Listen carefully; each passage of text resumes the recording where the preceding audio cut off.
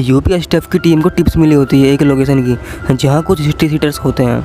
Operation को Abbas lead कर रहा होता है और ये है दीपक, ये न्यू रिक्रूट हुआ होता है टीम में। वहाँ पहुँचते हैं तो इनका इंचार्ज विक्रम वहाँ पहले से ही होता है।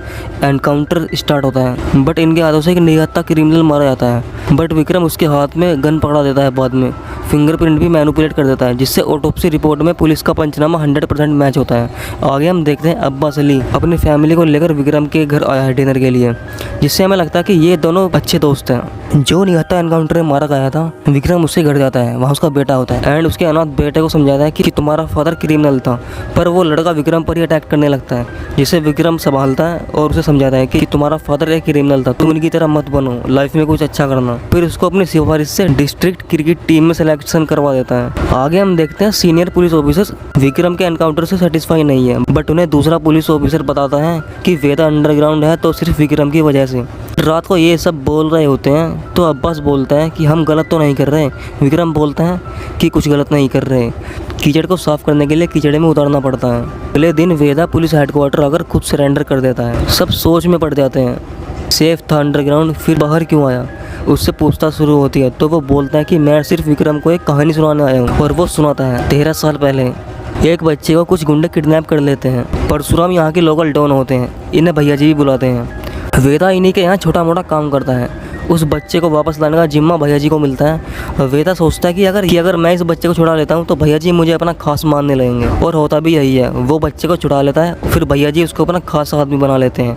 आगे हम देखते हैं बबलू, जो भैया जी की गैंग का ही है। वो बच्चे को ड्रग्स ट्रैफिकिंग के बारे में समझा रहा होता है कि पुलिस आ गई तो कैसे बचना है, जिनमें वेदा का भाई और एक लड़की भी होती है, वेदा के भाई की दोस्त है। वेदा वहाँ आता है और बबलू को वार्निंग देता है कि ऐसा आज के बाद मत करना। बबलू को यह बात बुरी लग जाती है। आगे सीन में हम देखते हैं बबलू वेदा के भाई को बहला फुसलाकर उसके बैग में ड्रग्स डालकर किसी कस्टमर के पास भेजने के लिए बोलता है और वो मान जाता है। फिर वहाँ से पुलिस पकड़ लेती है और वेदा का भाई पुलिस को सच बता देता है कि बबलू ने ये ड्रग्स उसके बैग में रखी थी। इस पर बबलू का गुस्सा आ जाता है और वो वेदा के भाई का हाथ तोड़ देता है। फिर वेदा हथौड़े से उसको मार डालता है। बबलू को या किसी और को ये नहीं दिखाते। कहानी प्रेजेंट में आती है। विक्रम उससे बोलता है कि खुद को अपनी कहानी का राम समझ बैठे हो क्या? पाप का घड़ा भर गया तो सरेंडर कर दिया तुमने। फिर बाहर कोई वकील आता है और जो कि वेदा के वकील थे और वेदा की जमानत हो चुकी है, वो डॉक्यूमेंट्स ले रहे थे हाथों में। और वो वकील कोई और नहीं, विक्रम की बीवी प्रिया होती है। वेदा को उसे छोड़ना पड़ता है। विक्रम फ्रस्ट्रेटेड हो जाता है और प्रिया को बोलता है कि वो एक क्रिमिनल है। प्रिया बोलती है कि उसने खुद सरेंडर किया था, तुमने उसे अपनी जान पर खेल कर नहीं गिरफ्तार किया था, इसमें गुस्सा होने वाली क्या बात है?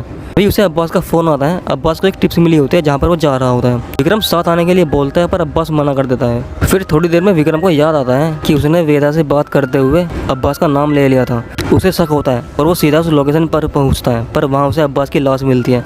फिर आगे हम देखते हैं विक्रम प्रिया के फ़ोन को टैप कर रहा होता है। उसे पता चलता है कि वो साइन करवाने के लिए वेदा के पास जा रही है किसी ऑफिशियल डॉक्यूमेंट पर। उसे फॉलो करता है और वेदा उसे वहाँ मिल जाता है। वो अब्बास की मौत का बदला लेने के लिए वेदा को गोली मारने ही वाला होता है, तभी वहाँ भीड़ इकट्ठा हो जाती है। तो वो उसको अरेस्ट कर दूर जंगल में ले जाता है। वहाँ वेदा उसे अपनी कहानी सुनाता है। उसे बोलता है कि अपनी आखिरी इच्छा समझकर ये कहानी सुन लो।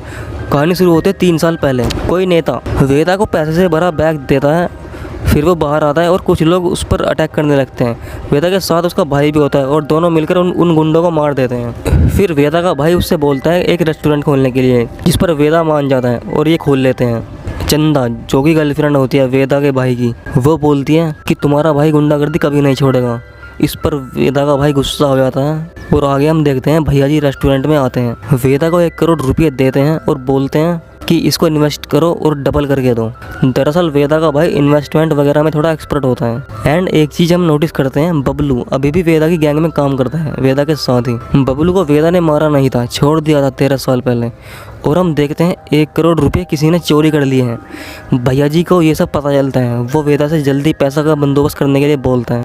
फिर हम देखते हैं चंदा पैसे लेकर आती है और वो बोलते हैं ये उसने चुराए थे, उससे गलती हो गई। भैया जी को ये सब पता चलता है। वो वेदा से बोलते हैं कि चंदा को मार दो क्योंकि पैसे तो वापस आ गए, पर हमारी बेइज्जती है और हमारा नाम खराब हुआ है। अब प्रेजेंट में आते हैं। वेदा पूछता है विक्रम से कि अगर तुम मेरी जगह होते तो क्या करते? विक्रम बोलता है चंदा और तुम्हारा भाई निर्दोष थे तो मैं उनका साथ देता। वेदा बोलता है तो फिर तुमने मेरे भाई को क्यों मारा एनकाउंटर में? दोस्तों शुरू में जो एनकाउंटर हुआ था जिसे अब्बास लीड कर रहा था, उसमें वेदा का भाई भी मारा गया था। फिर अचानक से वेदा छूट जाता है। और विक्रम को दबोच लेता है और बोलता है कि तुम जानना चाहते हो ना अब्बास को किसने मारा और क्यों मारा, तो पहले पता लगा मेरे भाई को तुमने क्यों मारा। और फिर वहाँ से भाग जाता है। बबलू वहाँ आता है और वेदा को अंडरग्राउंड होने के लिए बोलता है। दूसरी तरफ विक्रम सोचता है अब्बास और वेदा के भाई की मौत का कुछ ना कुछ कनेक्शन तो ज़रूर है। उसे पता चलता है अब्बास को टिप्स देने वाले का। वो उसे ढूंढने निकल पड़ते हैं, पर वहाँ भी उन्हें निराशा ही हाथ लगती है। उसकी लाश पड़ी होती है, पर उसकी जेब से कुछ मिलता है जिसका कनेक्शन होता है बबलू से। वो वेदा को ढूंढकर बताता है और वेदा बबलू को धर लेता है और फिर होता है फ्लैशबैक शुरू।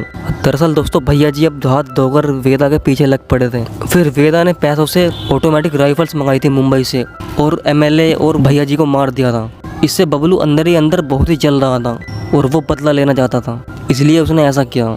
और इसके बाद बबलू को मार देता है वेदा। फिर एक और फ्लैशबैक सीन चलता है जिसमें यूटीएसटीएफ की टीम एंट्री ले चुकी है और धड़ाधड़ एनकाउंटर कर रही है। तो सब वेदा को बोलते हैं कि तुम अंडरग्राउंड हो जाओ, बट रास्ते में ही कुछ एसटीएफ के लोग वेदा के पीछे पड़ जाते हैं। वेदा की गैंग का जो ड्राइवर गाड़ी चला रहा होता है वो पीछे देख लेता है कि गाड़ी में एसटीएफ की टीम आ रही है।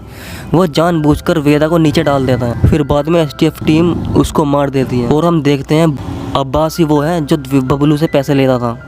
बबलू ने ही वेदा के भाई की टिप्स दी थी एनकाउंटर में जो शुरू में होता है। तो हम प्रेजेंट में आते हैं, वहाँ दूसरे पुलिस वाले भी आ चुके होते हैं। वेदा वहाँ से भाग जाता है। दूसरे पुलिस वाले विक्रम से डिसरेस्पेक्टफुली बात कर रहे होते हैं कि तुमने इसे जाने कैसे दिया। तभी विक्रम को शक होता है कि ये सब बिके हुए हैं और विक्रम का शक यकीन में बदल जाता है जब वो सीनियर ऑफिसर खुद ही एडमिट कर लेता है। और फिर होती है लड़ाई। विक्रम के साथ वेदा भी आ जाता है और दोनों सबको मार देते हैं। तो यहाँ होती है हैप्पी एंडिंग। तो दोस्तों ये मूवी एक्सप्लेनेशन आपको सही लगा हो तो सब्सक्राइब कर दें। मिलते हैं नेक्स्ट वीडियो में।